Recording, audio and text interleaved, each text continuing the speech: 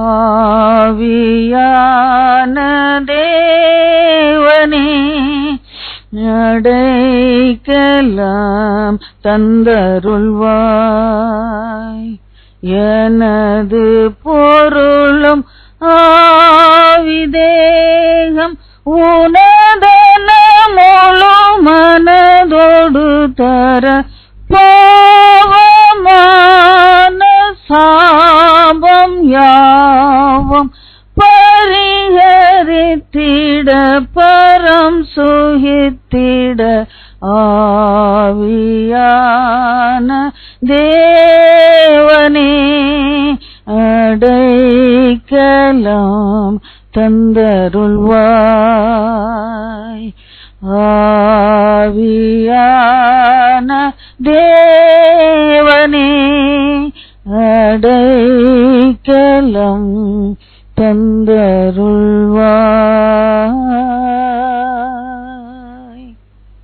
பேசும்படியார் கேட்கிறோம். இயேசு கிறிஸ்துவின் பரிசுத்த நாமத்திலே பிதாவே, ஆமேன். ஆமேன். உச்சாம சொல்லுவோம். இப்பதான் ஆமேன் கேக்குது.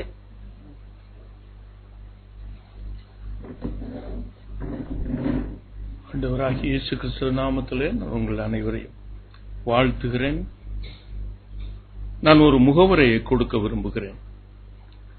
யாத்ரா 33 அதிகாரம் 14-15 வசனத்தை நீங்க வாசித்து பார்த்தீங்கன்னா வாசிக்க வேண்டாம். உங்கள்கிட்ட நான் கேள்விதான் கேட்க போறேன். அங்கு கர்த்தர் மோசேயிடத்தில் சொல்லுகிறார், என் சமூகம் உனக்கு முன்பாக செல்லும், நான் உனக்கு இளைப்பாறுதல் தருவேன்.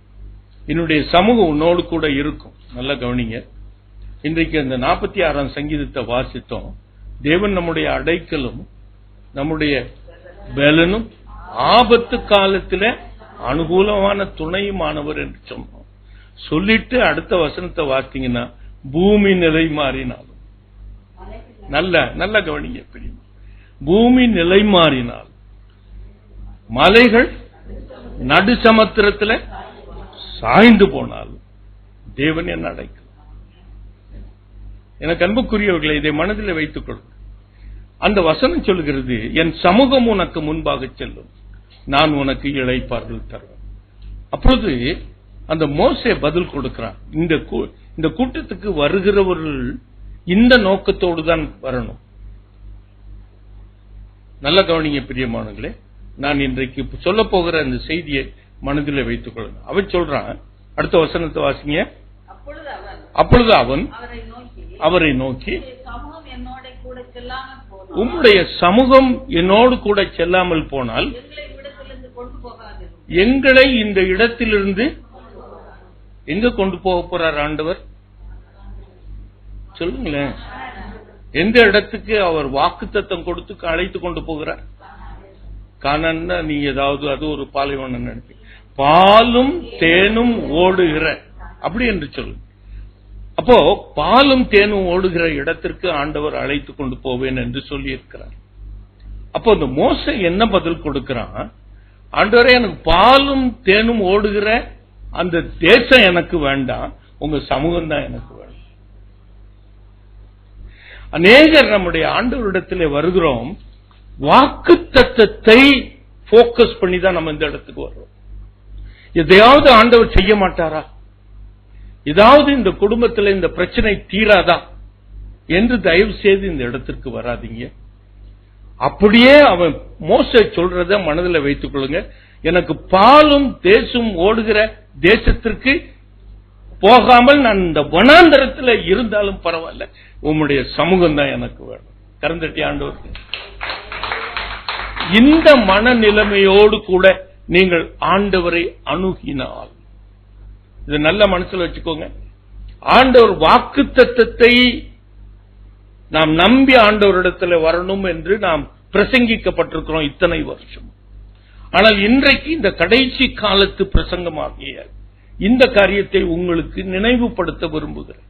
அவன் சொல்றான், எனக்கு பாலும் தேனும் ஓடுகிற இடம் வேண்டாயா, இந்த நட்டுவாக்காளியும் தேளும் இருக்கிற அந்த வனாந்திர தேசமே எனக்கு போதும், நீங்க என்னோட கூட இருந்தால் போதும். இப்படி கேட்க பழகுங்கள் பிரியமான, பழகுங்கள். இப்படி கேட்க பழகிட்டீங்கன்னா, நான் அதை தான் செய்தியா நான் சொல்ல போகிறேன். அப்படி நீங்க மனநிலைமைக்கு உங்க ஆட்டிடியூடுக்கு வந்துட்டீங்கன்னா கர்த்தர் உங்களுக்குரிய எல்லா காரியத்தையும் செய்து முடியும். இந்த ஆட்டிடியூடு வரலன்னா நீங்க தலைகீழ நின்று ஜெபம் பண்ணாலும் கிடைக்கும். இதை மனதில் வைத்துக் கொள்ளுங்கள். தலைகீழ ஏதாவது ஒரு வழி அருகே கிடைக்கிற ஒரு தானியம், பயிர் வழியே கிடக்கிற இந்த தானியத்தை நீங்க பொறுக்கிக்கிட்டு போலாமே ஒழிய, அல்லது மேஜையில விழுகிற துணிக்கைகளை பொறுக்கிக் கொள்வீங்களே ஒழிய என் தேவனோடு கூட உட்கார்ந்து போஜனம் பண்ண முடியாது. எனக்கு அன்புக்குரியவர்களே, இந்த கடைசி காலத்தில் நீங்கள் இதை மனதில் வைத்துக் கொள்ளுங்கள். ஆண்டவரே, I am not focusing your promises. உம்முடைய வாக்குத்தத்தத்தை நான் அதை போக்கஸ் பண்ணி உம்மிடத்துல நான் வரல. நீங்க என்னோடு கூட இருங்க, அது போதும். எனக்கு அன்பு, அது பூமி நிலை மாறினா, சமுத்திரம், மலைகள், நீங்க என்னோடு கூட எனக்கு ஒரு அனுகூலமான துணையுமாய்.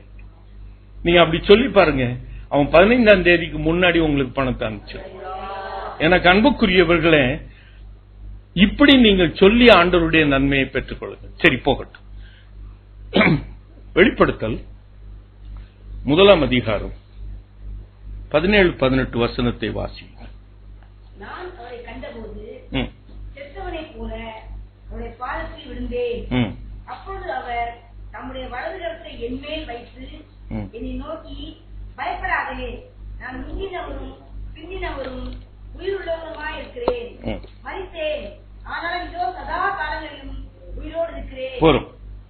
நான் முந்தினவரும் பிந்தினவருமாய் இருக்கிறேன், மரித்தேன், ஆனாலும் சதா காலமும் உயிரோடு கூட இருக்கிறேன்.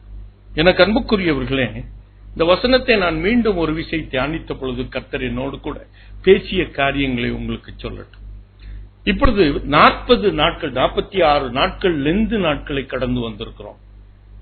எத்தனை பேர் கர்த்தரே சமூகத்திலே நாம் பலப்பட வேண்டும் என்று லெந்து காலத்தை நீங்கள் ஆசரித்தீர்களோ இல்லையோ, இல்லது பிரியாணி சாப்பிட்டுட்டே ஆசரிப்போம் என்று சொல்லி ஆசரித்திருப்பீங்க. சரி, போகட்டும். எப்படியோ கர்த்தரை நெருங்கி ஜீவிக்கணும். அந்த 46 நாட்களும் நீங்கள் கர்த்தரை அருகிலே சேர வேண்டும் என்ற ஒரு மனப்பான்மையோடு கூட இருந்திருப்பீங்கன்னா, இப்பொழுது நான் உங்களுக்கு சொல்றேன். அப்போஸ்தலர் 1:3 எடுங்க.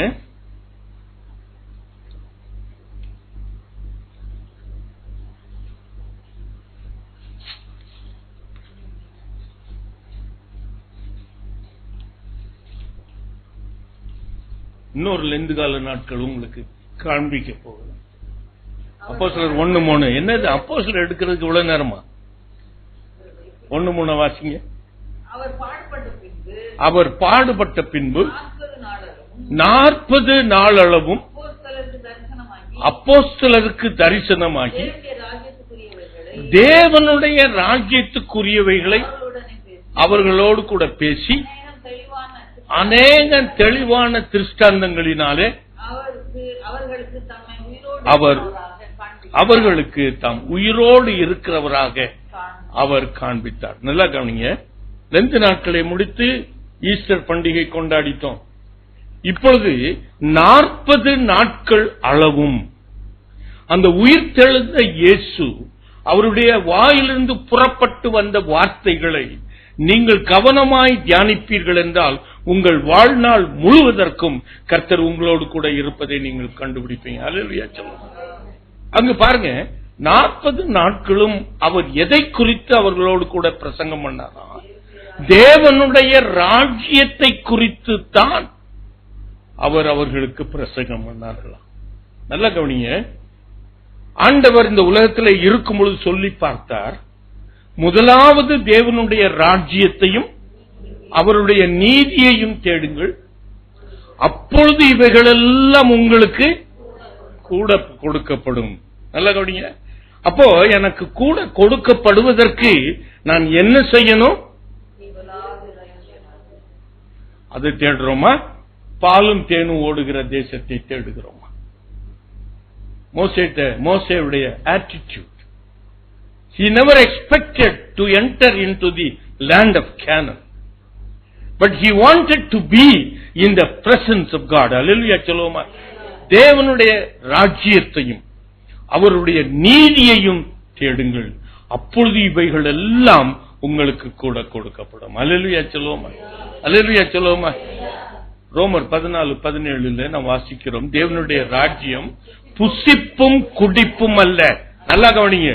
அவர் இந்த 40 நாட்களும் புசிக்கிறதை குறித்தும் குடிக்கிறதை குறித்தும் உங்களுடைய தேவைகளை குறித்தும் அவர் பிரசங்கம் பண்ணல. இதை மனதில் வைத்துக் கொள்ளும். தேவனுடைய ராஜ்யத்தை குறித்து அவர் பிரசங்கித்தார் என்று வேதம் சொல்லுது. தேவனுடைய ராஜ்யத்தை குறித்து தான் அவர் உயிர்த்தெழுந்த ஆண்டவர் பேசியிருக்கிறார். அந்த தேவனுடைய ராஜ்யம் என்று வேதம் சொல்லுகிறது, அது புசிப்பும் குடிப்பும் அல்ல, அது நீதியும், அது சமாதானமும், பரிசுத்த ஆவியினால் உண்டாகும் சந்தோஷமும். அல்லேலூயா சொல்லுவோம். அல்லேலூயா, அல்லேலூயா.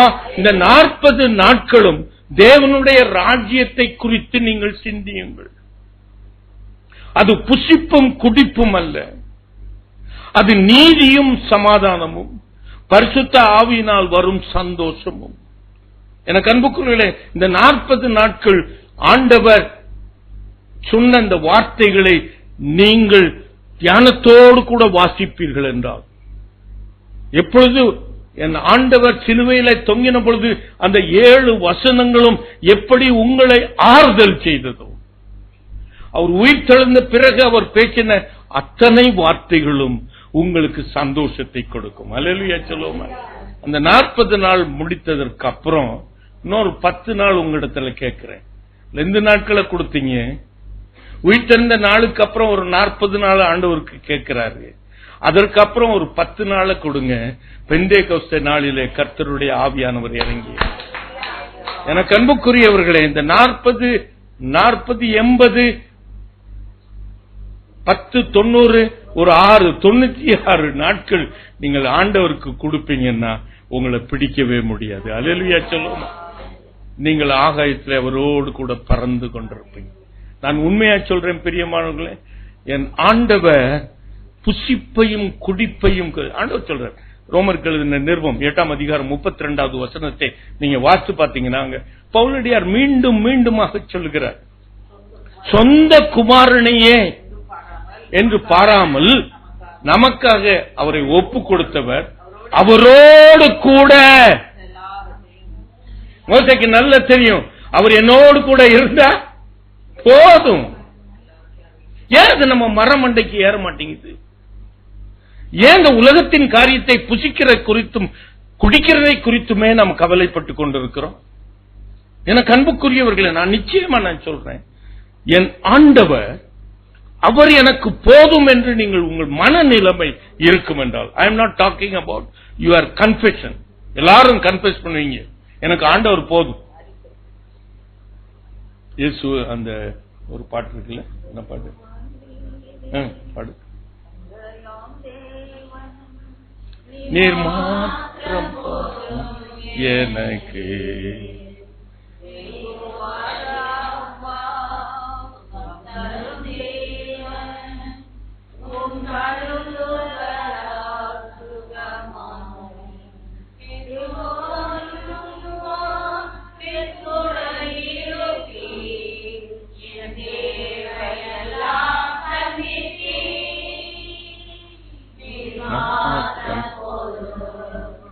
மாத்திரம் போதும்,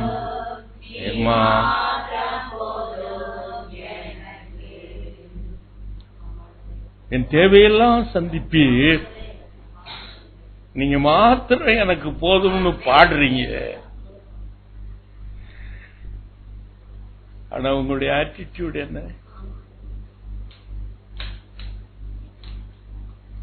தயவு செய்து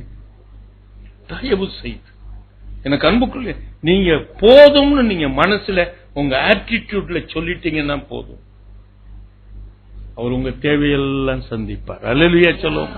அல்லேலூயா, அல்லேலூயா, அல்லேலூயா. அவர் தம்முடைய ராஜ்யங்களை குறித்து, அது புசிப்பும் குடிப்பும் அல்ல, அது நீதியும், அது சமாதானமும், பரிசுத்த ஆவியினால் உண்டாகும் சந்தோஷமுமாய், அதை குறித்துதான் 40 நாள் அவர்களோடு கூட பேசி தாம் உயிரோடு கூட இருக்கிறவர் என்பதை அவருக்கு திருஷ்டாந்தப்படுத்தி காண்பித்தார். இன்றைக்கு உங்களுடைய வாழ்க்கையில அவர் உயிரோடு கூட இருக்கிறார் என்பதை அவர் திருஷ்டாந்தப்படுத்தி காண்பிக்க வேண்டும் என்றார். நீங்க மாத்திரம் எனக்கு போதும், நீங்க மாத்திரம் போதும். அப்படி உங்க உள்ளத்தின் ஆழத்திலிருந்து சொல்லி பாருங்க. கர்த்தர் உங்களுடைய தேவைகள் எல்லாவற்றையும், அவருடைய வார்த்தை ஒன்றும் பொய்த்து போகாது. தம்முடைய குமாரனையே ஒப்புக் கொடுத்தவர், அவரோடு கூட இவைகள் எல்லாவற்றையும் உங்களுக்கு அருளாதிருப்பது எப்படி? அந்த வார்த்தை உங்களுடைய வாழ்க்கையில பலிக்கும், இல்லைன்னா பலிக்காது. அது மோசேக்கு தெரியும். ஆகையினால் தான் சங்கீதக்காரனுக்கு தெரியும், ஆண்டவரே நேர் என்னுடைய அடைக்கலமும் என் பலனும் ஆபத்து காலத்தில் அனுகூலமான துணையுமானவர், பூமி நிலை மாறினாலும். கடைசியில் அவர் சொல்லி முடிக்கிறார், எனக்கு அன்புக்குரியவர்களே, நீங்க தான் எனக்கு வேணும், நீங்க தான் என்னுடைய அடைக்கலம், நீங்க தான் என்னுடைய கோட்டை. எனக்கு அன்புக்குரியவர்களே, இதை நீங்க சொல்லி பாருங்க. ஒருவேளை உங்க வாக்குத்தத்தத்தை, கர்த்தர் உங்களை குறித்து சொன்ன எதிர்காலத்து காரியங்களை மனதிலே நினைத்துக் கொண்டு ஆண்டவரிடத்திலே வராமல், மோசே அதை நினைத்து ஆண்டவரிடத்திலே வரல. அந்த வசனத்தை நீங்க வீட்டுக்கு சென்று வாசித்து பாருங்க. இன்றைக்கு அநேக நேரம், பல வருடங்களுக்கு முன்பாக இந்த வெளிப்பாடை உங்களுக்கு சொல்லி இருக்கிறேன். ஆனாலும் ஜனங்கள் ஆண்டவரிடத்திலே புசிக்கிறதையும் குடிக்கிறதையும் குறித்தே ஆண்டவரிடத்திலே வருகிறார்களே ஒழிய, நீங்க போதும் ஆண்டவரே என்று சொல்லி அந்த இதிலே அவர் சந்தோஷம் அடைந்து நீங்க கேட்கிறதுக்கு அதிகமாய் உங்களுக்கு தர விரும்புகிறார். கரந்தட்டி ஆண்டவருக்கு நன்றி. எனக்கு அன்புக்குரியவர்களே, முதலாவது மத்தேயு 28 வசனத்துல அவர் வாயிலிருந்து உயிர்த்தெழுந்த ஆண்டவர் அவர் ராஜ்யத்தை குறித்து, தேவனுடைய ராஜ்யத்தை குறித்து அவர்களோடு கூட பேசி இருக்கிறார். அது புசிப்பும் குடிப்பும் அல்ல, இந்த உலகத்தின் வாழ்க்கை அல்ல. ஆண்டவர் எதிர்கொண்டு வருகிற அந்த பெண்களை பார்த்து சொல்கிறார், நீங்கள் வாழ்க என்று சொல்லுகிறார். எனக்கு அன்புக்குரியவர்களே, நீங்க நீடிய ஆயுளாக வாழ வேண்டும் என்றும், நீங்கள் எல்லாம் சுகமுடன் வாழ வேண்டும் என்றும், கடன் இல்லாமல் வாழ வேண்டும் என்று ஆண்டவர் வாழ்த்துதல் சொல்லல. இதை மனதிலே வைத்துக் கொள்ளுங்கள். அவர் அந்த வாழ்த்துதல் சொன்னதின் ஒரு பெரிய முக்கியம் தேவனுடைய ராஜ்யத்தை குறித்து ஒரு வாழ்த்துதல். அல்லேலூயா சொல்லுவோம், அல்லேலூயா. ஏனென்றால் தேவனுடைய ராஜ்யத்தில் இந்த மாமிசம் பங்கேற்காது. தேவனுடைய ராஜ்யத்தில் பங்கெடுப்பது உன்னுடைய ஆத்துமா. அல்லேலூயா சொல்லுவோமா, அல்லேலூயா, அல்லேலூயா, அல்லேலூயா. எந்த உருவத்தோடு போகிறோம் என்பதை குறித்து நான் உங்களோடு கூட பேசல. ஆனால் என்னுடைய சரீரம் அந்த இடத்திலே போகாது. என்னுடைய ஆத்துமா தான் தேவனுடைய ராஜ்யத்தில் பங்கு பெறும். அவரோடு கூட என்றென்றைக்கு நான் வாழப் போகிறேன். எனக்கு அன்புக்குரியவர்களே, அந்த தேவனுடைய ராஜ்யத்திற்கு என்னுடைய ஆத்துமா வாழ வேண்டும். அல்லேலூயா சொல்லுவோம். அது நோய் கொண்டிருக்க கூடாது, அது பலவீனப்பட்டுக் கொண்டிருக்க கூடாது. அந்த உள்ளான மனுஷன் பலவீனம் அடைந்தவனாக காணப்படக்கூடாது. அந்த உள்ளான மனுஷன் பலவானாய் காணப்படணும். அல்லேலூயா சொல்லுவோம். ஆத்மா என்பது உள்ளான மனுஷன். நீங்க எந்த இதை மனதில் வைத்துக் கொண்டு நீங்கள் நினைத்தாலும் சரி, ஆத்மா என்பது என்ன என்று புரியாமல் இருக்கலாம். உன்னுடைய இன்னர் மேன், உன்னுடைய இன்னர் கான்சியன்ஸ், உன்னுடைய உள்ளான இருதயத்திலே இருக்கிற எண்ணம். அல்லேலூயா சொல்லுவோமா. உன் மனதிலே இருக்கிற எண்ணம், அது என் தேவன் என்பது எப்பொழுதும் உன்னுடைய உள்ளத்திலே இருந்து கொண்டே இருக்கணும். அல்லேலூயா சொல்லுவோம். ஆகையினால் தான் அவருடைய மார்பிலை சாய்ந்த யோவான் சொல்கிறான், ஆண்டவரே, 3 யோவான் 2வது வசனம், உன் ஆத்துமா வாழ்கிறது போல நீ எல்லாவற்றிலும் வாழ்ந்து சுகமாய் இருக்க விரும்புகிறேன். எனக்கு அன்புக்குரியவர்களே, நம்முடைய ஆத்துமா வாழ, அது நீதியும் அது சமாதானமும். எனக்கு அன்புக்குரியவர்களே, கர்த்தருடைய நீதியை தேடணும். நல்லா கவனிக்கணும் பிரியமானவர்களே.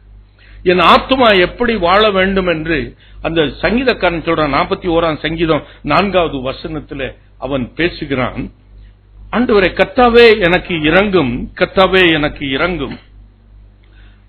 உமக்கு விரோதமாய் நான் பாவம் செய்தேன், என் ஆத்துமாவை குணமாக்கும். என் ஆத்துமாவை குணமாக்கும். எனக்கு அன்புக்குரியவர்களே, நான் என்றென்றைக்கும் உம்மோடு கூட இருக்க விரும்புகிறேன். என் ஆத்துமாவை குணமாக்கும் என்று சொல்கிறார். அநேக நேரத்தில் நம்முடைய வாழ்க்கையில இந்த உலகத்தின் பிரச்சனைகள், உலகத்தின் பாடுகள், நமக்கு எதிராக இருக்கிறவர்களுடைய நமக்கு கொடுக்கிற பிரச்சனைகளே நம்முடைய முதலாவதாக நம்முடைய இதயத்தில் இருக்கு.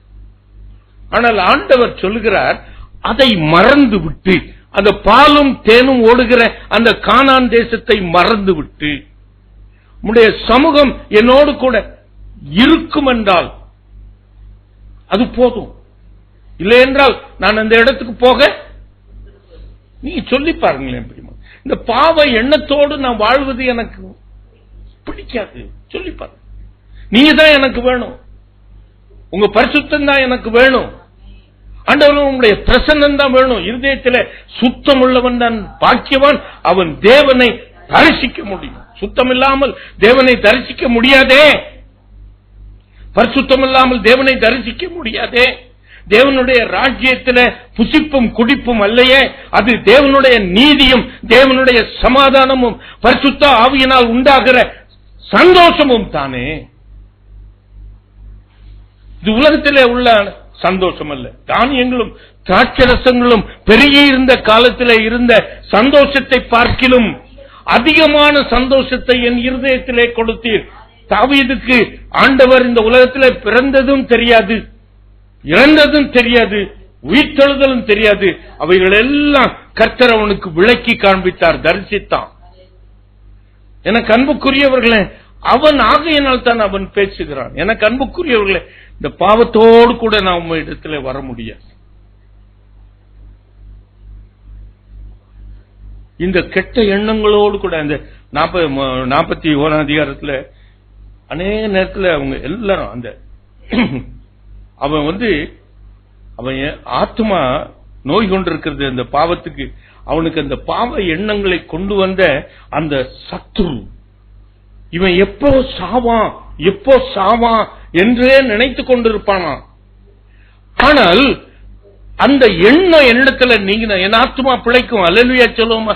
அந்த சத்துரு கொண்டு வருகிற எண்ணம் என்னிடத்திலே வராதபடிக்கு, பாவ எண்ணங்கள் என்னிடத்திலே வராதபடிக்கு என் ஆத்மா நோய் கொண்டிருக்கிறதை குணமாக்கும். அல்லேலூயா சொல்லுவோமா. அல்லேலூயா, அல்லேலூயா, அல்லேலூயா, அல்லேலூயா. எனக்கு அன்புக்குரியவர்களே, அதனால் தான் ஆண்டவர் உயிரோடு கூட இருந்த நாட்களிலே நம்முடைய ஆத்மாவை நோய் கொள்ளுகிற சில காரியங்களை சொல்லியிருக்கிறார். மார்க் 7 அதிகாரம் 21 23 வசனத்தை வாசிங்க பார்க்கலாம். மார்க் 7 நம்முடைய ஆத்மாவை கெடுக்கிற அல்லது நம்முடைய இருதயத்தை தீட்டுப்படுத்துகிற அல்லது என்னுடைய உள்ளான மனுஷனை பலவீனப்படுத்துகிற காரியங்களை ஆண்டவர் ஒரு பட்டியலிட்டு சொல்கிறார். மார்க் 7 அதிகாரம் 21 22 23 மனுஷனுடைய இருதயத்திற்குள்ளிருந்து பொல்லாத சிந்தனைகள், விபச்சாரம், வேசித்தனம், கொலை, பாதகங்கள், களவுகள், பொருளாசை, துஷ்டத்தனங்களும், கபடும், காம விகாரமும், வனு கண்களும், தூஷணமும், பெருமையும், இது எல்லாம் நம்முடைய ஆத்மாவை தீட்டுப்படுத்தும், நம்முடைய இருதயத்தை தீட்டுப்படுத்தும். எனக்கு அன்புக்குரியவர்களே, இத்தனை தீட்டுள்ள இருதயத்தை கொண்டு என் தேவனுடைய ராஜ்யத்திலே நாம் பிரவேசிக்க முடியாது. இந்த தேவனுடைய ராஜ்யத்தை குறித்த காரியங்களை குறித்து இந்த நாட்கள் 40 நாட்கள் கொஞ்ச நேரம் இதுவரைக்கும் நீங்க உங்களை தற்பரிசோதனை பண்ணீங்க. 2 கால நாட்கள் இன்றைக்கு தேவனுடைய ராஜ்யத்தை குறித்த காரியங்களை கொண்டு உங்களுடைய வாழ்க்கையை கொஞ்சம் சிந்தித்து பார். என்னிடத்தில் பொறாமை இருக்கிறதா? என்னுடைய இருதயத்தில் எரிச்சல் இருக்கிறதா? என்னுடைய இருதயத்தில் கோபம் இருக்கிறதா? என்னிடத்தில் இருதயத்தில் ஆசைகள் இருக்கிறதா? என்னுடைய இருதயத்தில் இச்சைகள் இருக்கிறதா? பண ஆசை எல்லா தீங்குக்கும் வேறா இருக்கிறதே அந்த பண ஆசை இருக்கிறதா? பணம் தப்பு இல்ல, பணம் பாவம் இல்ல, ஆனால் பண ஆசை அநேக நேரத்தில் நமக்கு ஆசைதான் நம்மை தேவனிடத்திலிருந்து நம்மை வேறுபடுத்துகிறது, நம்மளை பிரிக்கிறது. அல்லேலூயா சொல்லுவோம், அல்லேலூயா சொல்லுவோம். என் ஆசை என் தேவனுக்கு மேல் இருக்கிறதை விட்டுவிட்டு என் ஆசை பணத்திலே இருக்கும் என்றால் உனக்கும் அவருக்கும் இடையே ஒரு பெரிய இடைவெளி. இதைத்தான் தேவனுடைய ராஜ்யத்தை குறித்த காரியங்கள். அல்லேலூயா சொல்லுவோம், அல்லேலூயா, அல்லேலூயா, அல்லேலூயா. 40 நாள் என்ன பேச்சு இருக்க முடியும்? நீங்க யோசித்து பாருங்க. கர்த்தர் பேசின ஒவ்வொரு காரியத்தையும் எடுத்து நீங்க தியானித்து பாருங்க. ஆண்டவர் சொல்லுகிறார், வாழ்க என்று உன்னை ஆண்டவர் சொல்லுகிறார். நான் வாழணும்னா நீங்க உடனே என்ன பண்றீங்க? நான் பென்ஸ் கார்ல போகணும், எஸ்யூ கார் வாங்கிக்கணும், சின்ன கார் பத்தாது, பெரிய கார் வேணும். இதான இல்ல, பெரிய இது இல்ல. மோசே மனசுல நினைச்சுக்கொள்ளுங்களேன், எனக்கு அந்த பாலும் தேன் ஓடுகிற இந்த இடம் வேண்டாம் ஆண்டவரே, நான் இங்கே இருந்தா போதும், நீங்க என்ன கூட இருந்தீங்கன்னா போதும். அப்படி சொல்லுங்களேன், அப்படி சொல்லி பாருங்களேன். ஆண்டவர்கிட்ட நீங்க சொல்லுங்க, ஆண்டவரே நீங்க எங்களோடு கூட இருந்தீங்கன்னா போதும். ஆண்டவர் அப்படி சொல்லிட்டாருன்னா உங்க கடன் இருக்கிற பிரச்சனையை மாத்தாம இருப்பாரா? சொல்லுங்களேன், நீங்க தான் சொல்லுங்க. நீங்க எனக்கு போதும்னு சொல்லிட்டீங்கன்னா அவர் உங்களுக்கு கடனோட வச்சுக்கிட்டு இருப்பாரா? ஆண்டவரே நீங்க எனக்கு போதும்னு சொன்னீங்கன்னா உங்க வியாதியோடு கூட அவரை வச்சுக்கிட்டு இருப்பாரா? அதுதான் எங்களுடைய வாழ்க்கையின் ரகசியம். எல்லாரும் நீங்க நினைப்பீங்க எங்களை கொடுத்து நீங்க வேணா ஒருவேளை பொறாமை இருக்கலாமா இருக்கும். அதான் பாக்கியவான். பொறாமை, பாக்கியவான் யாரு? பொறாமைப்படத்தக்கவன். என்னை கொண்டு எனக்கு நான் இன்னைக்கு என் மனைவிட்ட கேட்டு பாருங்க, என்னுடைய சரீரத்தில் எத்தனையோ பாடுகள் இருக்கு, எத்தனையோ வேதனைகள் இருக்கு, எத்தனையோ காரியங்கள் இருக்கு. என்னைக்காவது முழங்கால ஜபிக்கும் போது என்னுடைய நோயை சுகப்படுத்துங்கன்னு கேட்டிருக்கேன். கேள்வி, நீங்க என்னோட கூட இருங்க ஆண்டவரே, அது போதுமே. 73 ஆண்டுகள் என்னை வளர்த்தி நடத்தி கொண்டு வந்திருக்கிறது, அது போராதா? எனக்கு அன்புக்குரியவர்களே, இந்த சூட்சமத்தை தெரிந்து கொள்ளுங்கள். ஆண்டவரே நீங்க எனக்கு போதும் அப்படின்னு சொல்ல பழகுங்க. நீங்க என் மூஞ்ச பாக்குறத பார்த்தா பெருமையா பாக்குறீங்க எல்லாரும். இது எப்படி சொல்றது? என் கணவன் என் கூட சண்டை போட்டுக்கிட்டே இருப்பானே, நீங்க போதும்னு எப்படி சொல்றது? ரொம்ப கடினம் தான். ஆனா சொல்லி பாருங்களேன், சொல்லி பாருங்களேன். கேளு, பாம்பு அவை ஓடுகிற அந்த வனாந்தரத்திலே இருக்கிறத விட்டு தப்பிச்சு ஓடுனா போதும்னு அந்த மோசே ஓடி இருக்கலாம் இல்லையா? இங்கே என்னை எடுத்துக்கொண்டு நீங்க என் கூட வரல, வந்தா என்னை எடுத்துக்கொண்டு போங்க, வரலன்னா இங்கே இருக்கிற. அப்படி சொல்லி பாருங்களேன். I want you to make ஒரு ஆனஸ்ட் ட்ரையல். ஆண்டவரை கொஞ்சம் இதன் நிமித்தம் சோதித்து பாருங்கள். அல்லேலூயா சொல்லுவோமா? அல்லேலூயா சொல்லுவோமா? அல்லேலூயா. I give you some allowance for that. ஆண்டவரை எதுல சோதிக்கணும்னு சொல்லியிருக்கு. அதை தாண்டி ஒரு காரியத்திலே நான் ஊழியக்காரனாகிய நான் கர்த்தரை நீங்கள் சோதித்து பாருங்கள்னு சொல்லி இருக்கிறேன். நீங்க உங்களுடைய உள்ளத்தின் ஆழத்திலிருந்து சொல்லணும். வெளிப்படையா நீர் மாத்திரம் போதும்னு கைதட்டி டான்ஸ் ஆடி பாடி பிரயோஜனம் இல்லை. அப்புறம் என்கிட்ட கேட்காதீங்க. உள்ளத்தின் ஆழத்திலிருந்து சொல்லுங்க, ஆண்டவர் உங்களுடைய கணவனை சரி செய்யறாரா இல்லையாப்பா? எப்பொழுதுமே நம்முடைய கணவன் அல்லது நம்முடைய பிள்ளைகள் அல்லது நம்முடைய கடன், நம்முடைய வியாதி, அது சுகமாக வேண்டும் என்றேதான் நம்முடைய எண்ணங்கள் இருக்கிறதே ஒழிய, என் ஆண்டவர் என்னோடு கூட இருந்தால் இவைகளில் ஒன்றும் என்னை என்ன பண்ணாது, சேதப்படுத்தாதே. அப்படி தெரியுமா உங்களுக்கு? அப்படி நீங்க புரிஞ்சுக்கிட்டீங்களா தேவனுடைய வசனத்தை? தேவன் என் அடைக்கலம், என் பலன், அவர் காலத்தில் அனுகூலமான துணையானவர். பூமி நிலை மாறினாலும் தேவன் என் அடைக்கலம். அப்படி சொல்லி பாருங்களேன். I want you to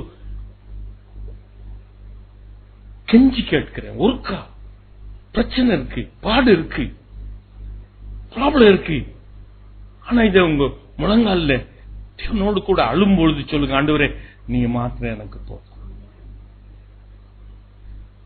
சொல்லிப்பார். இரண்டாவது 28ஆம் அதிகாரம் மத்தேயு 10வது வசனத்துல அவர்கள் இயேசு சொல்லுகிறார், அவர்களை பார்த்து பயப்படாதிருங்கள் என்று சொல்லுகிறார். எனக்கு அன்புக்குரியவர்களே, அவர் நித்தியமாய் இந்த உலகத்திலிருந்து வாழ போகிறார். நித்தியமாய் அவர் ஆண்டவரோடு கூட பிதாவோடு கூட அவர் இருக்க போகிறார். அப்பொழுது உங்களிடத்தில் சொல்லுகிறார், நீனும் வாழ்க என்று சொல்லுகிறார். நல்லா கவனிங்க, அவர் வாழ போகிறார் நித்தியமாய் பிதாவினுடைய வந்து உங்களையும் அவரோடு கூட சேர்ந்து வாழ வைக்க வேண்டும் என்று வாழ்க என்று சொல்லி இருக்கிறார். இந்த இடத்துல ஆண்டவர் பயப்படாதிருங்கள் என்று சொல்லுகிறார். எனக்கு அன்புக்குரியவர்களே, இதை நான் இந்த லெந்து கால நாட்களிலே கொஞ்சம் இதை சிந்தித்து பார்த்தேன். என் ஆண்டவராகிய இயேசு அவர் இந்த சிலுவை மரணம், ஆண்டவருடைய பிரசன்னம் அவரிடத்திலிருந்து பிரிக்கப்படுகிற வேளை, இவைகளை குறித்து அவர் கலங்கினாரா, கலங்கலையா? பயப்பட்டாரா, பயப்படலையா? மார்க் 14ஆம் அதிகாரத்தில் அவர் கெத்செமனே தோட்டத்தில் முகங்குப்புற விழுந்து ஆண்டவரிடத்தில் ஒரு ஜெபம் பண்ணுகிறார். என்ன ஜெபம் பண்றாரு? ஆண்டவரே,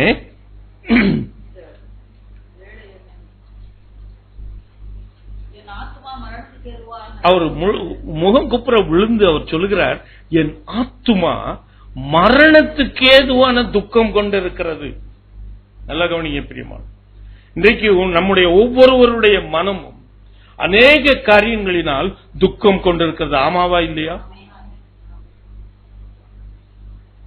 அநேகரை கேட்டீங்கன்னா கடன் பிரச்சனை, துக்கம், என் ஆத்துமா துக்கம் கொண்டிருக்கு. நாளைக்கு என்ன பண்ண போறேன்? என்னுடைய வியாதி, நாளைக்கு என்ன பண்ண போறேன்? என்னுடைய வரப்போகிற அந்த காரியத்தை குறித்து அவருடைய ஆத்மா மரணத்துக்கேதுவான துக்கம் கொண்டிருக்கிறது. அவர் திகிலடையவும் வியாகுலப்படவும் ஆரம்பித்தார். திகிலடையவும், திகில் என்பது it's a precursor for a fear. நல்லா கவனிங்க, அதுக்கு நான் ஆதாரம் சொல்றேன். நான் எந்தையுமே ஆதாரம் இல்லாமல், வேதத்தின் ஆதாரம் இல்லாமல் நான் சொல்ல மாட்டேன். அந்த இருதயத்தின் திகில் தான் உங்களுக்கு பயத்தை கொடுக்கும். அல்லேலூயா சொல்லுமா? நல்லா கவனிங்க பிரியமான, அவருக்கு அந்த இருதயம் திகில் அடைந்ததான். 28ஆம் அதிகாரம் உபாகமம் 67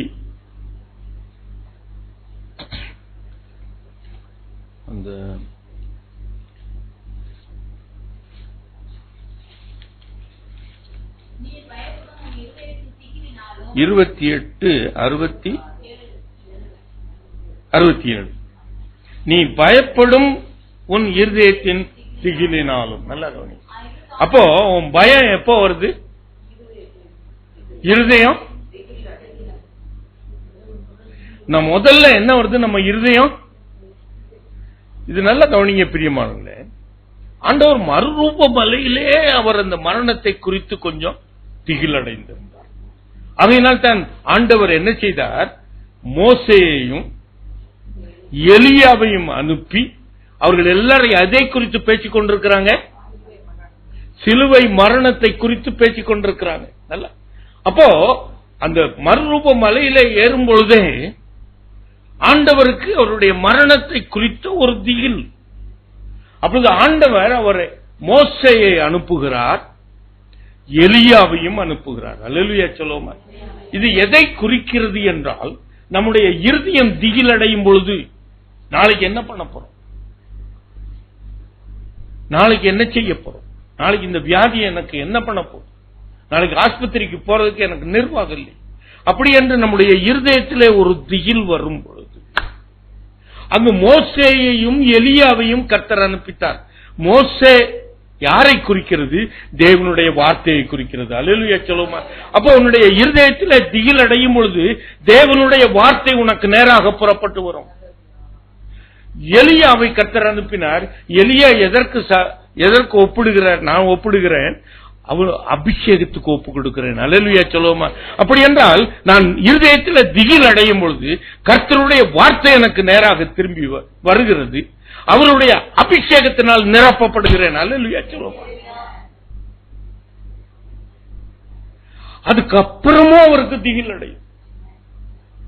அப்ப முகம் குப்புற விழுந்து ஆண்டவர்கிட்ட சொல்றார், ஆண்டவரே இந்த வேலை நீங்க கூடுமானால் என்னிடத்திலிருந்து நீங்கும்படி செய்யும்.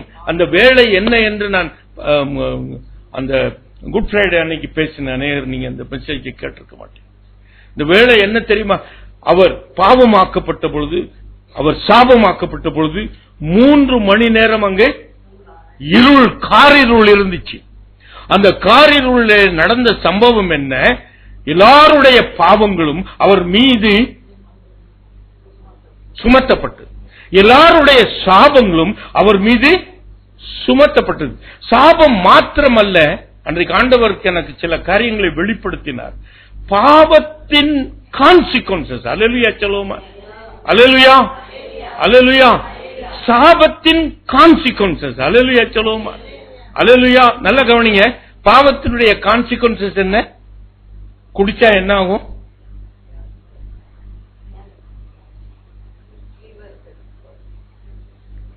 லிவர் கெட்டு போகும். அப்போ அந்த பாவத்தை அவர் மீது சுமத்தப்பட்ட போது அந்த விளைவுகளும் அவர் மீது சுமத்தப்பட்டது. அல்லேலூயா சொல்லுவோமா. அவருடைய லிவர் வாஸ் அஃபெக்டட்.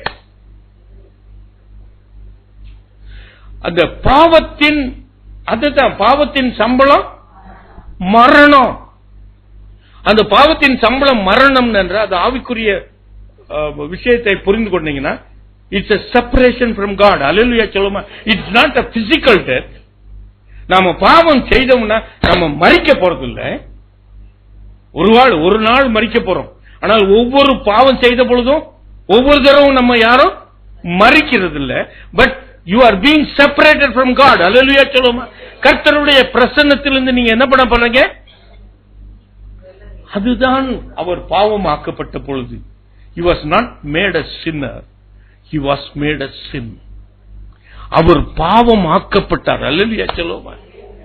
பாவமாக்கப்பட்ட அவர் சின்னர் என்று சொன்னால் கர்த்தர் அவரிடத்தில் வந்திருப்பார். ஏன்னா பாவிகளை ரட்சிக்கவே கர்த்தர் வந்திருக்கிறார். ஆனால் பாவத்தை பார்க்க முடியாதவர். அல்லேலூயா சொல்லுமா. அல்லேலூயா சொல்லுமா. ஆகையினாலே அவர் பாவமாக்கப்பட்டபடியினாலே அவருடைய சமூகம் அவரிடத்திலிருந்து எடுக்கப்பட்டது. பிதாவும் நானும் ஒன்று என்று சொன்னார் அல்லவா. அப்பொழுது அவருடைய சமூகம் அவரிடத்திலிருந்து எடுக்கப்பட்டது. என் தேவனே, என் தேவனே, ஏன் என்னை கைவிட்டீர் என்று சொன்னார். எனக்கு அன்புக்குரியவர்களே, அப்படி பயத்துக்குள்ளே கடந்து போனவர், திகிலுக்குள்ளே கடந்து போனவர் உயிரோடு எழுந்து கூட வந்து அவர் சொல்கிறார், நீ பயப்படாதே என்று சொன்னார். He went through the experience. அவர் அந்த திகிலையும் பயத்தையும் அவர் அனுபவித்தபடியினாலே நீ பயப்படாதே என்று சொல்லுகிறார். எனக்கு அன்புக்குரியவர்களே, எவ்வளவு பெரிய ஒரு ஆசீர்வாதம். கர்த்தரோடு கூட நான் வானத்திலே எடுக்கப்படுகிற வரைக்கும் நான் எதை குறித்து நான் பயப்படக்கூடாது. கர்த்தர் என்னோடு கூட இருக்கிறார். அவருடைய கோலும் அவருடைய தடியும் என்னை தேற்றும். அல்லேலூயா சொல்லுவோமா. அல்லேலூயா, அல்லேலூயா, அல்லேலூயா. யோவான் 3வது காரியம். யோவான் எழுதின சுவிசேஷம் 21ஆம் அதிகாரம் 15-16 எல்லாத்துக்கும் தெரியும். பேதுருவிடத்தில் ஆண்டவர் 3 தடவை கேட்கிறார், என்னிடத்தில். ஏன் 3 நேரம் கேட்கணும் அவர்கிட்ட? சொல்லுங்களேன், கொஞ்சம் தான் யோசித்து பாருங்க, ஒரு சிந்தனை பண்ணுங்களேன். இந்த பேதுரு பையட்ட ஏன் ஆண்டவர் 3 தடவை அன்பா இருக்கிறாயா, அன்பா இருக்கிறாயா, அன்பா இருக்கிறாராயா ஏன் கேட்கணும்? அவன் 3 தடவை மறுதளிச்சுட்டான். அதனால 3 தடவை அவர் கேட்டாரு. அப்படிதான் நம்மளுடைய மர மண்டைகளுக்கு அப்படிதான் தோணும். எனக்கும் அப்படிதான் தோணுச்சு. ஆனா என் தேவனை குறித்து ஒன்று நான் அறியாத நாட்களிலே அப்படின்னு நினைச்சேன். ஏனென்றால் என் பாவத்தை எல்லாவற்றையும் அவர் என்ன பண்ணுவாரா, சமுத்திரத்தின் ஆழத்திலே போட்டு விடுவாராம். அவர் நினைக்கவே மாட்டாராம். அல்லேலூயா சொல்லுவோமா.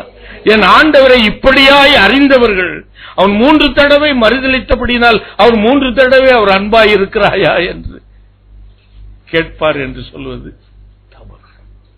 எனக்கு அன்புக்குரியவர்களே, அவர் 3 தடவையும் அவனிடத்தில் 2 காரியத்தை நான் சொல்லிட்டு நான் கடந்து போட்டேன். அவர் 3 தடவை கேட்டதற்கும் அவன் அன்பாய் இருக்கிறேன் என்று சொன்னதுக்கு அப்புறம் இயேசு சொன்ன ரிப்ளை என்ன? என் ஆடுகளை யூ ஃபீட் மை லேம்ப். 3 தடவையும் ஆண்டவர் அவனுக்கு சொல்றது என்ன? நீ என்னுடைய ஆடுகளை. உங்க கருத்துல எத்தனை ஆடு கொடுத்திருக்காரு சொல்லு. 2 குட்டி ஆடு, ஒரு பெரிய ஆடு. கணவன் ஒரு பெரிய ஆடு, 2 குட்டி ஆடு, பிள்ளைங்க. ஒவ்வொருத்தருக்கும் ஒரு ஆடு கொடுத்திருக்காரா இல்லையா? நான் பெரிய ஊழியக்காரனை பத்தி நான் பேசல. என்னை மாதிரி ஒரு வீட்டு ஹவுஸ் மேன் நான் அப்படிதான். நான் எப்பவும் என்னை ஊழியக்காரன் நான் எப்பவும் நான் தம்பட்டம் அடிச்சு கொள்ளுறது. எனக்கு ஆண்டவர் என்ன கொடுத்திருக்கிறாரு? 3 குட்டி ஆடுகளை கொடுத்திருக்கிறாரு. 6 குட்டி குட்டி குட்டி ஆடுகளை கொடுத்திருக்கிறார். 6 பேர பிள்ளைகளை கொடுத்திருக்கிறார். ஒரு பெரிய முதிர்ந்த ஆடையும் கொடுத்திருக்கிறார். அப்போ அந்த ஆடுகளை நான் என்ன பண்ணணுமா? அப்போ அந்த ஆடுகளை ஃபீட் யுவர் லேம்ப். அது ஆங்கிலத்தில் அழகா சொல்லுது, ஃபீட் யுவர் லேம்ப். அப்போ அந்த ஆடுகளை நமக்கு ஆகாரம் கொடுக்கணுமா? அல்லேலூயா சொல்லுவோமா. You should feed with a pure word of God. அல்லேலூயா சொல்லுவோமா. கர்த்தருடைய உண்மையான வார்த்தைகளை உன்னுடைய பிள்ளைகளுக்கும் பேர பிள்ளைகளுக்கும் உன் கணவனுக்கும் feed your lamp. அதுக்குத்தான் ஆண்டவர் கேட்கிறார், நீ அன்பாய் இருக்கிறாய். அதுக்குத்தான் ஆண்டவர் வெளிப்படுத்தல கேட்கிறார் 3ஆம் அதிகாரத்தில், உன்னுடைய ஆதி அன்பு இருந்து கீழே 2 அதிகாரம் நினைக்கிறேன், உன் ஆதி அன்பிலிருந்து நீ கீழே விழுந்து விட்டாய். எனக்கு அன்புக்குரியல. அப்போ நம்மளை சோதித்துக் கொள்ளும். தேவனுடைய ராஜ்யத்தை குறித்து பேசும்போது ஆண்டவர் சொன்ன இந்த வார்த்தையை நாம் எப்பொழுதும் நமக்குள்ளே பிரதிபலிச்சுக் கொண்டே இருக்கணும். அன்பாய் இருக்கிறாயா? அன்பாய் இருக்கிறாயா? உன் ஆடுகளை மேய்க்கிறாயா? Do you feed your lamb? அது வேணுமோ வேண்டாமோ, அதுக்கு பேதிக்கு மருந்து கொடுத்தா சாப்பிடாது. ஆனா கம்பல் பண்ணி கொடுக்கணுமா இல்லையா? கொடுக்கணுமா இல்லையா? இப்ப கொடுக்க மாட்டீங்களே, கொடுப்பீங்களா? எண்ணெய் தேய்ச்சி குளிப்பாட்ட மாட்டீங்களே? You should do it. எனக்கு அன்புக்குரியவர்கள் இதை மனதில் வைத்துக் கொள்ளுங்க. நான் வேடிக்கை சொல்றேன். You should feed the lamb. அதுக்கு தேவனுடைய அன்பு இருந்தாதான் அதை செய்ய முடியும். அல்லேலூயா சொல்லுவோமா. அல்லேலூயா சொல்லுவோமா. தேவனுடைய அதிகாரம் அல்ல, மற்ற காரியங்கள் அல்ல, ஆனால் தேவனுடைய அன்பு இருந்தா தான் அவங்களுக்கு நம்ம என்ன பண்ண முடியும்? You can feed. அதனால தான் 3 தடவை கேட்கிறார், 3 தடவை சொல்றோம். இன்னொன்னு, அதுல இன்னொரு காரியத்தை சொல்லட்டும்.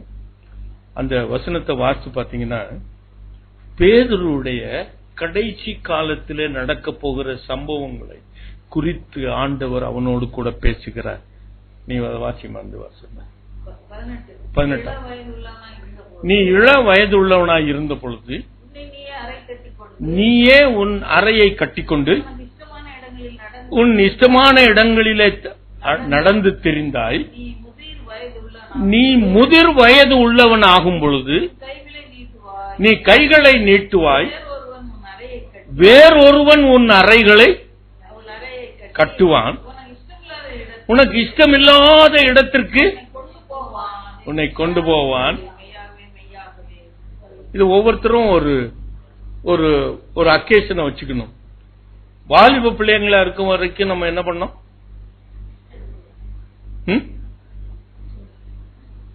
அம்மா ஊட்டி விடுவாங்க, நம்ம இஷ்டம் போல இருந்தோம், எப்போ பார்த்தாலும் படுப்போம், தூங்கி எந்திரிப்போம்.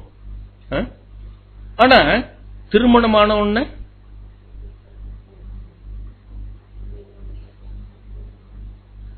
என்ன பண்ணுவாங்க?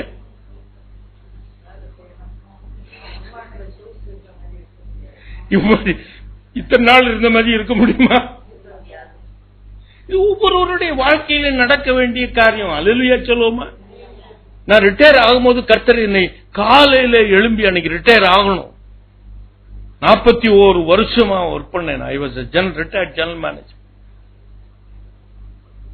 அந்த அன்னைக்கு ரிட்டையர் ஆகணும். அன்னைக்கு ரிட்டையர் ஆகும்போது ஆண்டவர் என்னோடு கூட பேசுகிறார். இதுவரைக்கும் நீ you had all power, authority in your office. இனிமேல் என்ன இருக்காது? ஒரு கல்வி இருக்காது. அப்பவே God prepared me for my retired life. Hallelujah சொல்லுவோமா? Hallelujah சொல்லுவோமா? Hallelujah சொல்லுவோமா? Hallelujah. அவன் பிடிச்சதா நடந்துச்சு. அவன் ஒருவேளை நினைச்சிருக்கலாம், நான் இயேசுவை போல நான் சிலுவையில் அறையப்பட்டிருக்கேன்னு விரும்பி இருப்பானா இருக்கும். ஆனா historians say that he was nailed on the cross upside down. Hallelujah சொல்லுவோமா? தலைகீழ வச்சு அவனை சிலுவையில் அறைந்தார்களாம். அவன் நினைச்சு பார்க்காதது அவனுடைய வாழ்க்கையில நடந்துச்சு. அந்த வாழ்க்கையில அது நடந்ததை அவன் ஏற்றுக்கொண்டதற்கு காரணம் அவர் மீது வைத்திருந்தார் அன்பாய் இருக்கிறாயா? கணவன் திட்டுனா அதை வாங்கி பாக்கெட்டுக்குள்ள போடுறதுக்கு அன்பாய் இருக்கிறாயா? கொஞ்சம் யோசித்து பார். அவன் நீ விரும்பாததை செய்யணும்னு சொல்றான். You may have to go through that. You may have to go through that path. ஆனால் எல்லாவற்றையும் கிறிஸ்துவின் மீது வைத்திருக்கிற அன்புதான் என்னை சகித்துக் கொள்ள செய்யும். அல்லேலூயா சொல்லுவோமா? அல்லேலூயா சொல்லுவோமா? அல்லேலூயா சொல்லுவோமா? இந்த உயிர் தெழுந்த தேவனுடைய அன்பு ஒவ்வொருவருடைய உள்ளத்திலும் இருக்கணும். அல்லேலூயா சொல்லுவோமா? அல்லேலூயா சொல்லுவோமா? ஒரு ஸ்டேஜ்ல இருந்து அடுத்த ஸ்டேஜ் போவோம். எங்க ஸ்டேஜ்? ரிட்டையர்மெண்ட். ரிட்டையர்மெண்ட்டுக்கு அப்புறம் யாரும் நம்மளை என்ன பண்ண மாட்டாங்க. நல்ல வேளை நம்மள முதியோர் இல்லத்துல போய் சேர்க்கல. அப்படியே நடக்குது இல்ல? நடக்குதா நடக்கலையா? அப்ப அதையும் ஏத்துக்கணும். அவருடைய அன்புதான் அதை ஏற்றுக்கணும். அப்போ அன்பாய் இருக்கிறாயா, அன்பாய் இருக்கிறாயா 3 தடவை என்கிட்ட கேட்கறதற்கு நான் முறுமுறுக்கிறவனாய் இருந்தால் இந்த வார்த்தை என்னுடைய வாழ்க்கையில கிரியை செய்யணுமா இல்லையா? தேவனுடைய ராஜ்யத்தை குறித்து அவர் பேசுகிறார். இந்த உலகத்தின் புசிப்பும் குடிப்பும் பற்றி பேசல. கர்த்தரோடு கூட நம்ம என்றென்றைக்கும் வாழ போகிறோம். நம்ம எப்படி ஆயத்தம் படுத்தி கொண்டு போக போகிறோம், இதை மனதில் வைத்துக்கணும். கடைசியா ஒரு வார்த்தை சொல்றேன். மத்தேயு 28ஆம் அதிகாரம் 20வது வசனம்.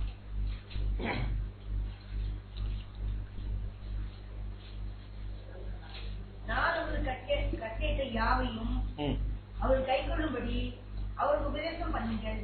இதோ உலகத்தின் முடிவு பரியந்தமும் சகல நாட்களிலும் நான் உங்களுடனே கூட இருக்கிறேன். நல்ல கவனிங்க பிரியமான, உயிர்த்தெழுந்த ஆண்டவர் கடைசியாய் சொல்லி பரமேறுகிற ஒரு வார்த்தை, இந்த உலகத்தின் சகல நாட்களிலும் நான் உங்களோடு கூட இருக்கிறேன். எனக்கு அன்புக்குரியவர்களை இதை மனதில் வைத்துக் கொள்ளுங்க. என் ஆண்டவர் என்னோடு கூட இருக்கிறார் என்று ஒவ்வொரு நாளும் நீங்க சொல்ல தெரிஞ்சு பல. ஆண்டவர் என்னோடு கூட இருக்கிறார், என்னோடு கூட இருக்கிறார், நான் அவரோடு கூட இருக்கிறேன். நீங்கள் அதை ஒவ்வொரு நாளும் நீங்க அதை சொல்லி பார்த்துக் கொள்ள வேண்டும். அல்லேலூயா சொல்லுவோம். செய்வீங்களா? நான் ஆண்டவரே நீ என்னோடு கூட இருக்கிறீர் என்று சொல்லும் பொழுது அவர் சொல்லுவாரு, உன் புருஷன் நேத்தான் திட்டிட்டு என்னோடு கூட இருக்கிறேன்னு சொல்றியே அப்படிம்பார்.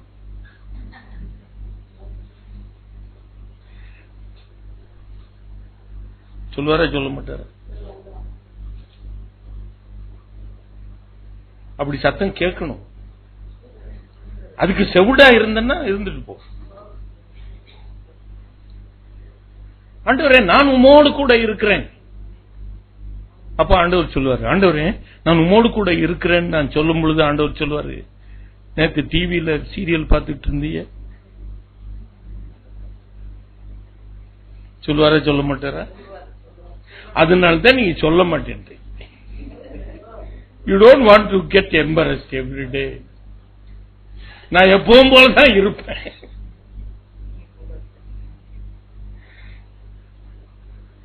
என்ன ஹிப்போக்ரசி இல்ல? நீங்க சொல்லி பாருங்க, நீங்க சொல்லி பாருங்க, ஆண்டவரே என்னோடு கூட இருக்கு. அது யார் சொல்ல முடியும்னா அதை நம்புறவங்க தான் சொல்ல முடியும். அல்லேலூயா சொல்லுமா. அவர் என்னோடு கூட இருக்கிறார் என்று நம்புகிறவர்கள் தான் சொல்ல முடியும். அதை சாத்ராக், மேஷாக், ஆபேத்நேகோ அவர்கள் நம்பினார்கள். தானியேல் நம்பினான். அல்லேலூயா சொல்லுமா. நல்ல அந்த 3ஆம் அதிகாரத்தையும் 6ஆம் அதிகாரத்தையும் எடுத்து வாசிப்பார். அப்போ என்ன நம்புனாங்கன்னா, ஏசாயா 43ஆம் அதிகாரம் முதல் 2 வசனத்துல தீர்க்கதரிசி சொன்ன ஒரு வசனம், நீ தண்ணீர்களை கடக்கும் பொழுது நான் உன்னோடு கூட இருப்பேன், ஆறுகளை கடக்கும் பொழுது அவைகள் உன்மேல் புரளுவதில்லை, அக்கினியிலே நடக்கும் பொழுது நீ வேகாதிருப்பாய். இதை அப்படியே நம்பினாங்க. They believed.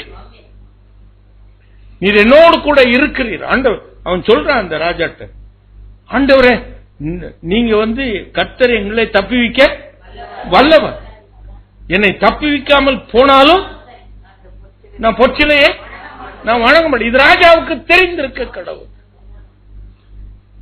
அந்த 23, 28 வசனத்தை நீங்க வாசித்து பாத்தீங்கன்னா, அவங்க நம்பினபடியால், அல்லேலூயா சொல்லுவோம், என்னோடு கூட அக்கினியிலே நடக்கும் பொழுது நீ வேகாதிருப்பாய், நீ தண்ணீர்களை கடக்கும் பொழுது நான் உன்னோடு கூட இருக்கிறேன், ஆறுகள் உன்மேல் புரளுவதில்லை. அப்படியே இந்த துக்கத்தில் நான் மடிஞ்சு போவேனோ, இந்த கடன் பிரச்சனையில அப்படியே மூழ்கி போயிடுவேனோ, இந்த வியாதியிலே அப்படியே நான் ஒன்றும் நடக்க முடியாதபடி ஆயிடுவேனோ. எங்களுக்கு அப்படி நிறைய வந்திருக்கணும். அத்தனை பிரச்சனை, பேச முடியாமல் போன 3 மாதங்கள் நான் பேச மாட்டேன். பதில் தான் எழுதிதான் கொடுப்பேன், என் மனைவிக்கு தண்ணி வேணும்.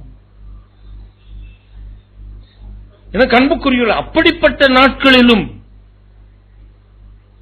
கர்த்தர் என்னோடு கூட இருக்கிறார். நான் பெருவெள்ளத்தின் இரைச்சலை போல இருக்கிறேன் என்று அதிகாலையிலே கர்த்தர் என்னோடு கூட பேசினார். அல்லேலூயா சொல்லுவோம். ஆகையினால் தான் பெருவெள்ளத்தின் இரைச்சலை போல சத்தம் வந்து கொண்டே இருக்கு. என்னுடைய தொண்டையை நீங்க செக் பண்ணி பாத்தீங்கன்னா, the vocal cord would have been affected beyond repair. அல்லேலூயா சொல்லுவோமா. அல்லேலூயா சொல்லுவோமா. நான் பேசின காத்து தான் வரணும். அவர் என்னோடு கூட இருக்கிறார். அவரை நம்பி இருக்கிறேன். முதலாவது நம்பணும் பிரியமானவர்களே. 2வது அறிக்கை செய்யறோம். உண்மைதான்.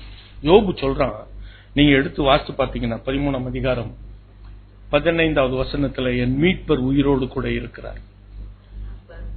13:15 யோபுல 19:25 நினைக்கிறேன். அப்போ என் மீட்பர் உயிரோடு கூட இருக்கிறார், அந்நிய கண்கள் அல்ல, என் கண்களே அவரை அப்படின்னு ஒரு அறிக்கை செய்கிறான். Is a statement of faith from Job. ஆனா அவனுடைய வாழ்க்கையில நடக்குது. 23ஆம் அதிகாரம் 8வது வசனம், 9வது வசனம், 10வது வசனம். அவன் சொல்றான், என் மீட்பர் உயிரோடு கூட இருக்கிறார் என்று சொல்லுகிறான்.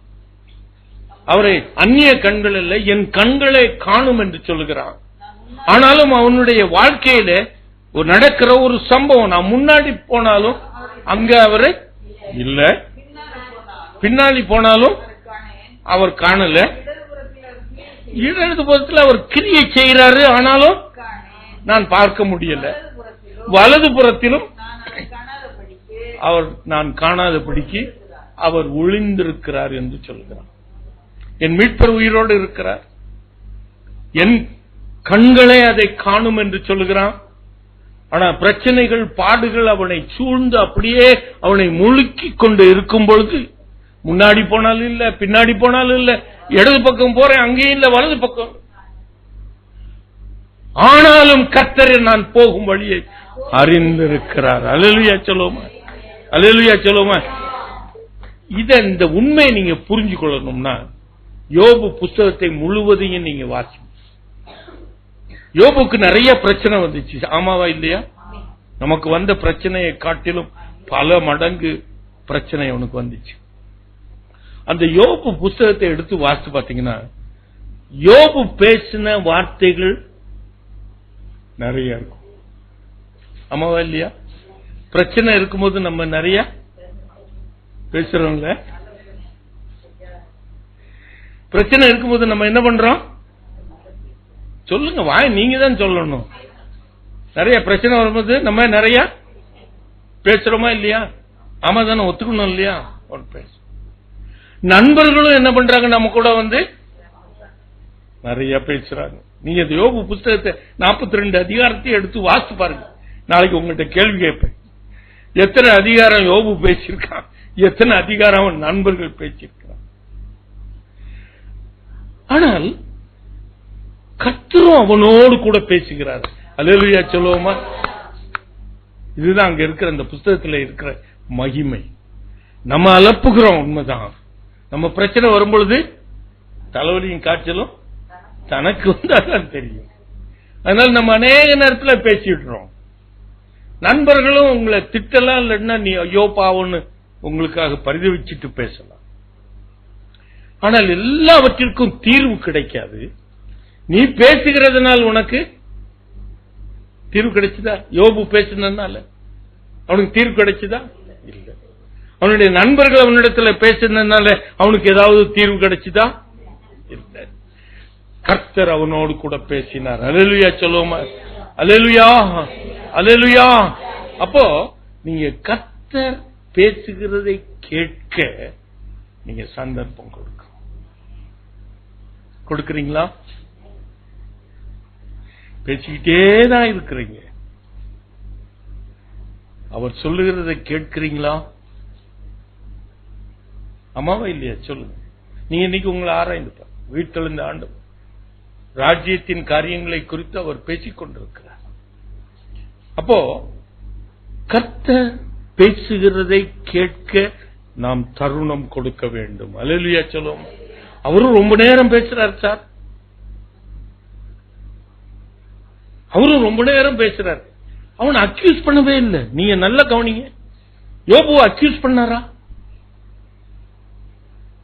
தெரியும் அவருக்கு, இத்தனை பிரச்சனையிலும் இத்தனை பாடுகளிலும் அவன் என் மீது நம்பிக்கையா இருக்கிறான் என்று ஆண்டவருக்கு நல்லா தெரியும். ஆனாலும் கர்த்தர் அவனோடு கூட பேசுகிறார்.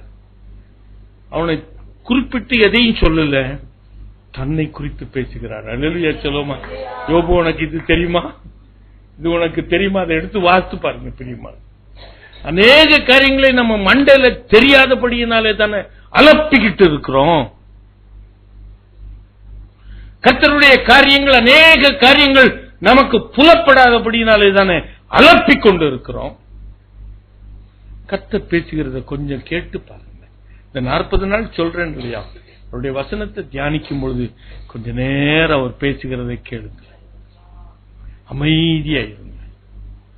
நீங்க பாட்டுக்கு உங்க ஷாப்பிங் லிஸ்ட கொடுக்கறதை விட்டுட்டு ஆண்டவரையே பார்த்துட்டு உட்கார்ந்துருக்கல. அவர் பேசட்டும், அவர் பேசட்டும், அவர் பேசட்டும். அவர் பேசும் பொழுது அவன் சொல்றான். 42ஆம் அதிகாரம் நீங்க 5-6 வசனத்தை நீங்க வாசித்து பாத்தீங்கன்னா, அவர் பேச ஆரம்பித்து முடிக்கிற பொழுது ஆண்டவர்கிட்ட சொல்றான், ஆண்டவரே நான் அறியாத அநேக காரியங்களை நான் தெரியாதபடிக்கு நான் என்ன பண்ணேன், அலப்பிட்டேன். இவ்வளோ பேசினேன்னு அது உமை குறித்து நான் தெரியாதபடிக்கு நான் பேசிட்டேன் அப்படின்னு அவன் மனம் கசந்து அழுகிறான். அல்லேலூயா சொல்லுங்க. A repentant heart will surely find the presence of God. அல்லேலூயா சொல்லுங்க. என்னோடு கூட இருக்கிறேன் என்று சொன்னது நீங்க அது உண்மைன்னு நீங்க அறியணும்னா உங்க இடத்துல ஒரு ரிப்பன்டன்ட் ஹார்ட் இருக்கணும். அல்லேலூயா சொல்லுவோமா? நாம் செய்த காரியத்துக்கு நாம் என்ன பண்ணணும்? வருந்துகிற ஒரு இருதயம் காணப்படும். நான் செஞ்சதுதான் ரைட் நீங்க சொல்லிட்டு இருந்தீங்கன்னா கர்த்தர் உங்களோடு கூட இருக்கிறதை உங்களால் கண்டுகொள்ளவே முடியாது. நீங்க வேணா பை வேர்ட் யூ மே சே, கர்த்தர் அவர் 2-3 பேர் என் நாமத்தினால எங்கே குடி இருக்கிறீர்களோ அவர்கள் நடுவில் இருக்கிறேன் என்று வாக்கு ஆண்டவர் கொடுத்தது பை லெட்டர் இஸ் பிரசன்ட் என்று நீங்க விசுவாசிக்க முடியும்.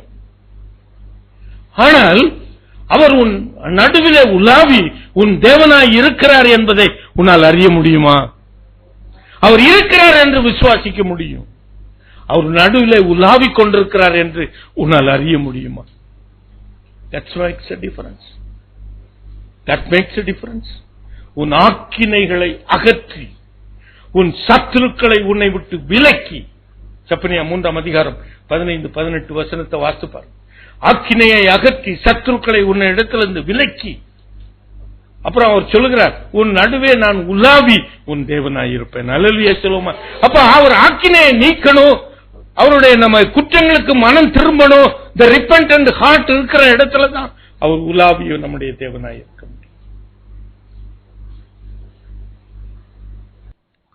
லூக்கா 24:36 வசனம். இதோ சதா காலமும் நான் உன்னோடு கூட இருக்கிறேன் என்று சொன்ன அந்த வார்த்தையை நம்பணும்னு சொன்னேன், விசுவாசிக்கணும்னு நான் சொல்ல. நான் ஏற்கனவே அடிக்கடியாக நான் சொல்லுவேன், விசுவாசம் ஒன்று, நம்புகிறது இன்னொன்று. விசுவாசம் கர்த்தர் அவன் அளவுக்கு கொடுக்கிற விசுவாசம். ஒரு அளவு கொடுக்கிறார் நமக்கு விசுவாசம், அதை வர்த்திக்கப்படணும் சீஷர்கள் கேட்கிறார். ஆனா அது ஒரு கப்பல், விசுவாசம் என்கிறது கப்பல். ஆனால் நம்பிக்கை ஒரு நங்கூரம். அது நான் தான் மாலுமிதான், நான் எடுத்து என்ன பண்ணணும்?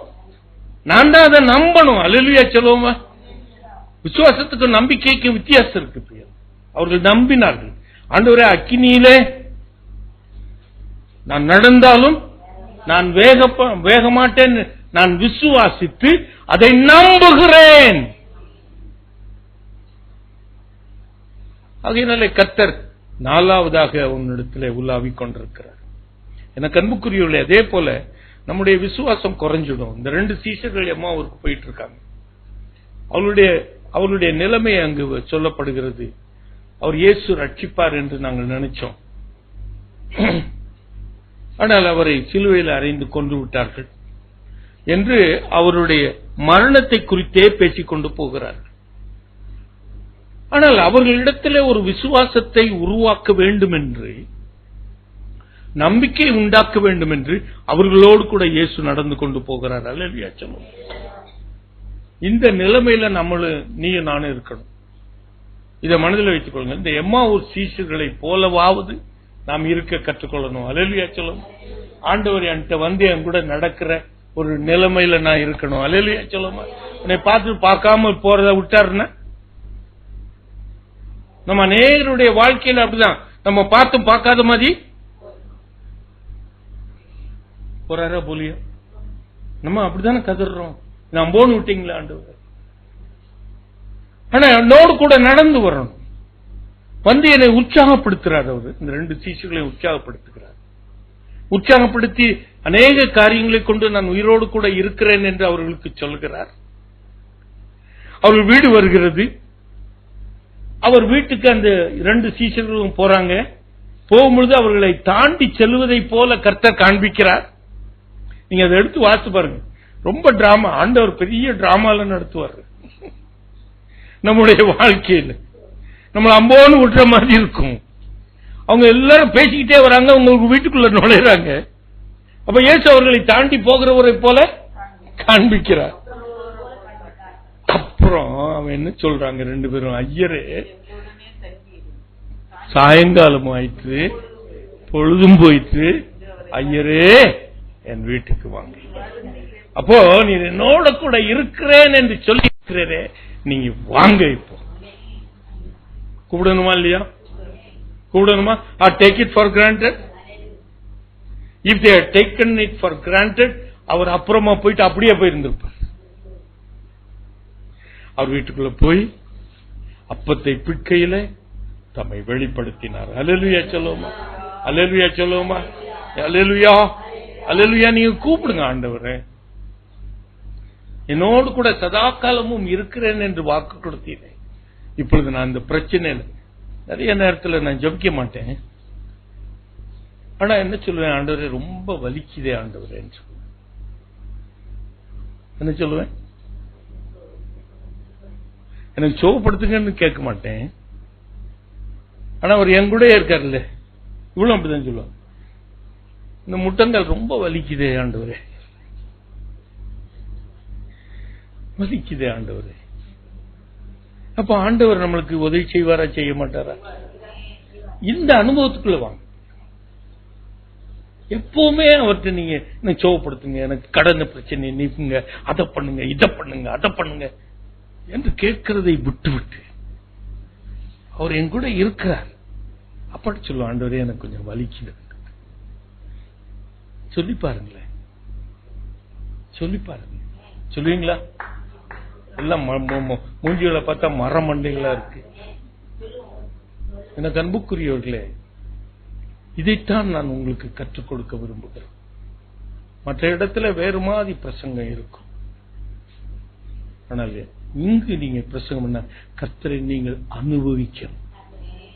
மற்றவர்கள் சொல்லுவாருங்க, உங்க பிரச்சனைன்னு சொல்லுங்க, நான் ஜெபம் பண்ணிக்கிறேன்னு சொல்லுவாங்க. நாங்க அப்படி சொல்லுகிறது இல்லை. நீங்க ஜெபம் பண்ணு, ஜெபம் பண்ணு.